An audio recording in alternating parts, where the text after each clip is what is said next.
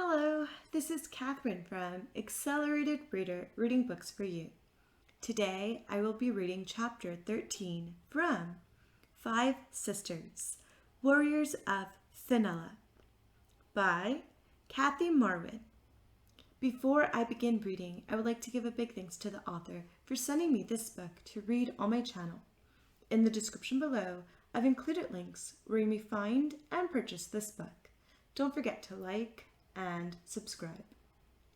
Chapter 13. Everything was quiet and peaceful in the home of the five sisters. It was still raining outside all the time. The girls just sat and waited for Emmanuel. Soon he came to them. "So, how's Bella?" Zita asked Emmanuel. "I have to admit, I didn't think her injury was that serious, but luckily she's recovering. Unfortunately, she won't be able to train for a while." "It's all your fault," Nura blamed Zita. "I know that, Viter. You don't have to shove it in my face." "It is easy to admit guilt, but it is difficult to take responsibility," Nura claimed. "That would be enough now," Zita said, pushing Nura away, then knocking her down on the floor. "Oh, girls, cut it out. Zita, stop reacting violently to everything, and you, Nura, stop provoking her. We need to be a team, not enemies," Emmanuel told them. Zita and Nura then calmed down. They didn't want to make excuses or anything like that. "Girls, where did Lou go?" Emmanuel asked them. "She is outside in the rain. When I asked her why, she didn't want to answer me," Analokan said. "I'm going to get her. You stay in here," Emmanuel said, and went to bring her back in the house. He found her in the yard, standing in the rain, looking up at the sky. He approached her slowly because he didn't want to scare her.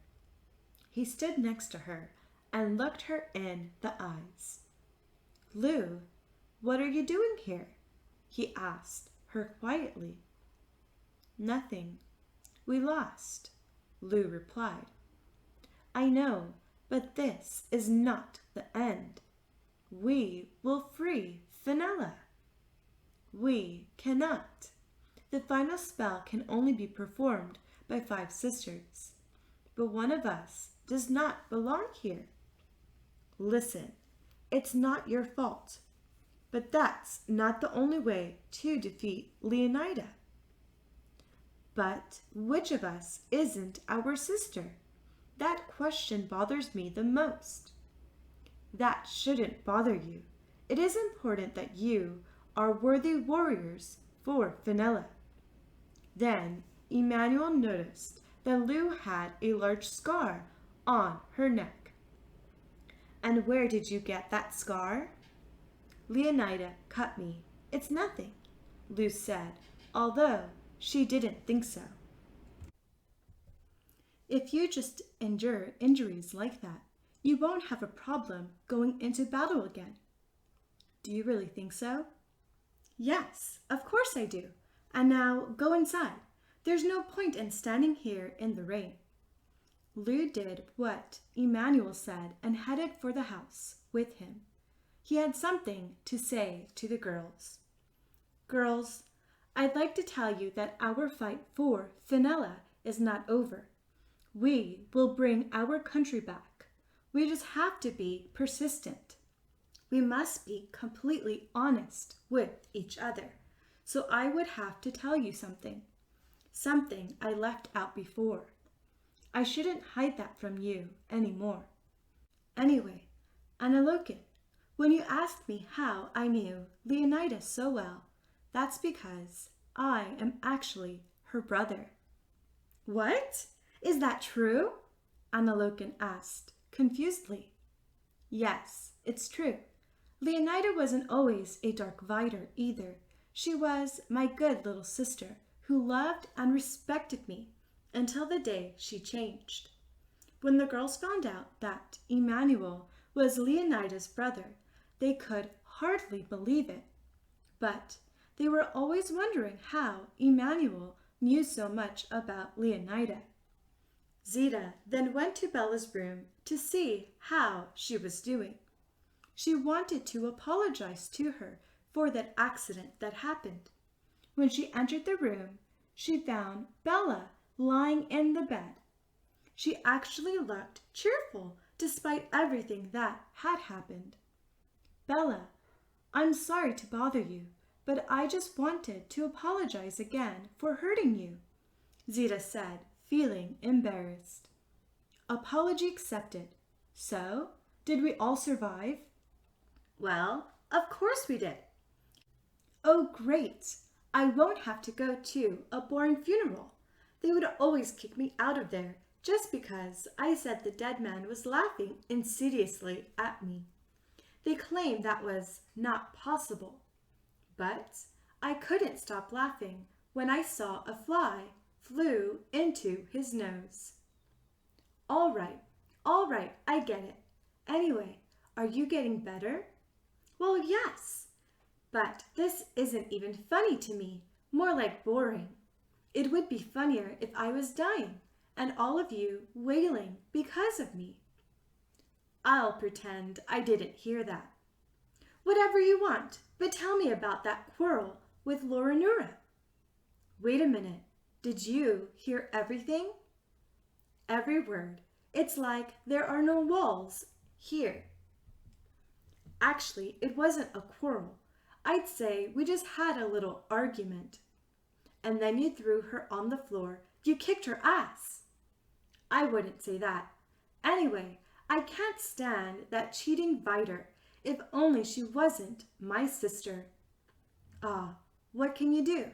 You can't kill her because then you'd have to go to a boring funeral. Ha ha ha. You know what? You really cheered me up. Your expressive dark humor and optimism finally had a purpose. Of course. I'll let you rest now. Thanks. I'll call you if I'm bored. No problem, Zita said and left Bella's room. Now she finally felt better after Bella willingly accepted her apology. She decided she wouldn't be so upset about these little things anymore. In the meantime, Leonida invited Weinlorg, the Vider ruler. Leonida had to talk to him. They entered a room and sat down at the table. Once they were both comfortably seated, they began a conversation. So, you called me for a very important reason? The ruler, Weinlorg, began. That's right, but first, I would start with the usual topic. Throughout Finella's history, you've noticed that Viders have always been a lower class. Yes, unfortunately, that is correct. It is not that you wanted to, but people thought you were monsters, disgusting and ruthless cheaters. Exactly. And then you rebelled and the first big Vider rebellion broke out. It looked like you were going to succeed in your plan, but it didn't happen. Everything remained the same as before. But I, the ruler of Finella, promise you that it will no longer be so. Do you want to unite with me? I didn't expect that. Are you offering Viders to rule Finella together with you? Not literally. You will actually be my right hand, but you will have much more influence than before. So, do you agree? Weinlorg thought for a moment. Opportunity like this doesn't not appear every day, so it should be accepted. He soon made a decision. I agree, he stated. Great, just sign this contract and then we're done. All right, and tell me, what are we preparing for? Leonida looked at him with a strange look. Then she just laughed bitterly. We have to find 5 sisters and finally destroy them. Thank you for listening. Stay tuned for Chapter 14. Don't forget to like and subscribe. In the description below, I've included links where you may find and purchase this book.